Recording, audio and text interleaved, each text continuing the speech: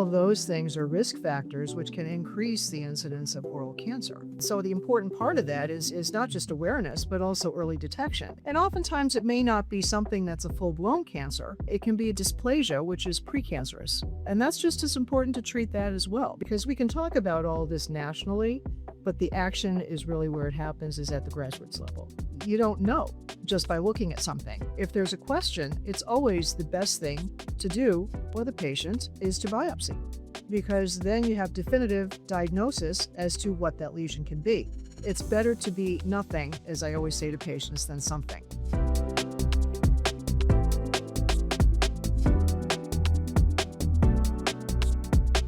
Have you ever had a lesion or spot on your lip or in your mouth that comes and goes, and you just consider, oh, it's just a cold sore or it's just a canker sore? The important thing is if it doesn't heal and it keeps on coming back, it may be more than just a cold sore. It could be the beginning of oral cancer, especially males who do snuff, vaping, cigarettes, as well as sun exposure, alcohol consumption. All of those things are risk factors which can increase the incidence of oral cancer. The oral cancer is the sixth most common form of cancer, oral and oropharyngeal. The awareness, it's becoming more well known, but it's not, say, as aware as someone as breast cancer. We want, to publicize and increase the awareness and increase education to our patients about this ultimately terrible disease if you have it.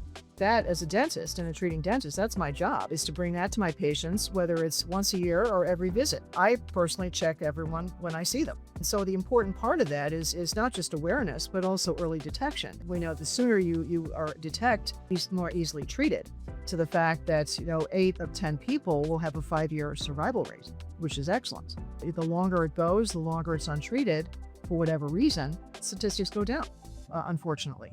Well, I think we can talk about risk factors. I mean, that's also contributory to that. So we talked about lesions that don't heal, bleed, they can be angry. Sometimes oral cancer is very subtle. It just looks like maybe a color change in tissue. You don't know just by looking at something. If there's a question, it's always the best thing to do for the patient is to biopsy, because then you have definitive diagnosis as to what that lesion can be. It's better to be nothing, as I always say to patients, than something. And oftentimes it may not be something that's a full-blown cancer. It can be a dysplasia, which is precancerous. And that's just as important to treat that as well, because it can turn into oral cancer or oropharyngeal cancer. Early awareness first, early diagnosis, and then treatment is key in patient health. Our mission is really oral cancer awareness, education, and prevention. That is critical.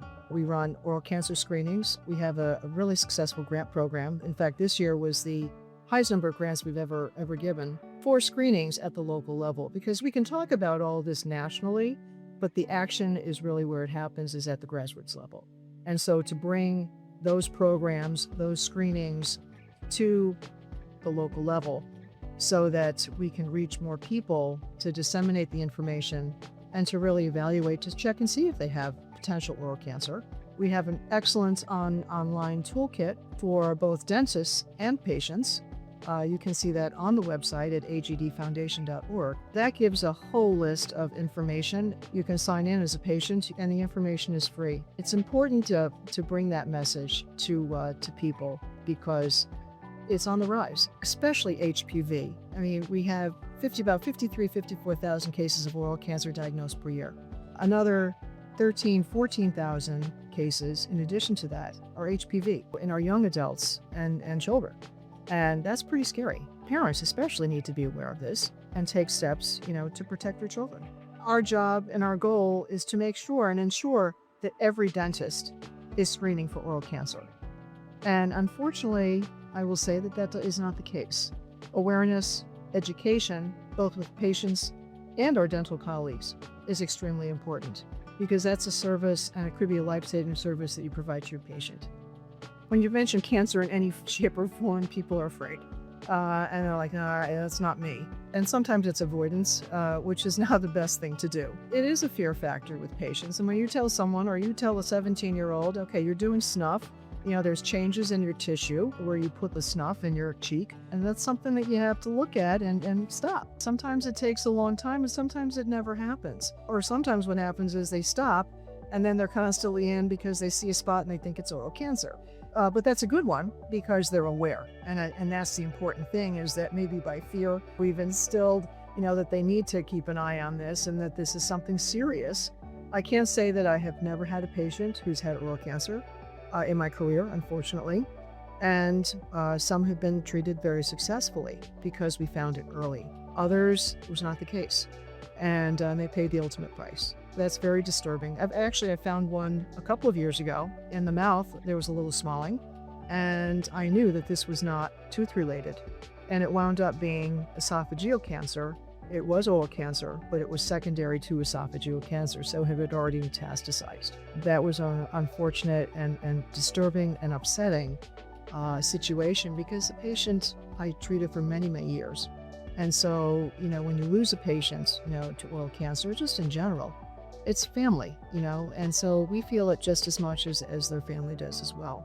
So that's why we are in such a mission to at least try and educate people to take those necessary steps if we do see something, to follow through so that they also are treated successfully. An oral cancer exam should be part of your general exam with your dentist. Everything, that all goes hand in hand with the restorative exam, the periodontal exam, and the oral cancer screening exam. And there's a protocol on how those are done, very quick. If your dentist is not doing that, ask, why not? We have to remember, we're oftentimes the first line of seeing this because we're so intimately involved, obviously, in the oral cavity. That's important to recognize subtleties in tissues, looking at the tongue, looking at the borders of the tongue, looking at the back of the throat, looking at the cheeks, also palpating the nodes in people's necks if there's something suspicious there. Oropharyngeal is, if you have something suspicious at the back of the throat, then you need to refer to the appropriate specialist to follow through on that. And especially in light of the fact that the HPV is on the rise. As I've said, 13 to 14,000 cases a year diagnosed with that.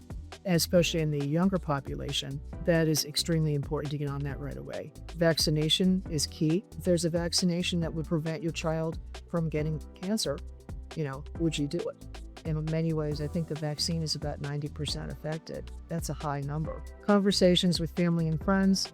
Is your dentist screening? You have a suspicious lesion. Did you get that checked? You need to, because it could be oral cancer. I think that the protocol usually I use, if it doesn't heal in about 2 weeks, then you need to get looked at. Or if it goes away and it comes back in the same place, it needs to be looked at. It needs to be biopsied.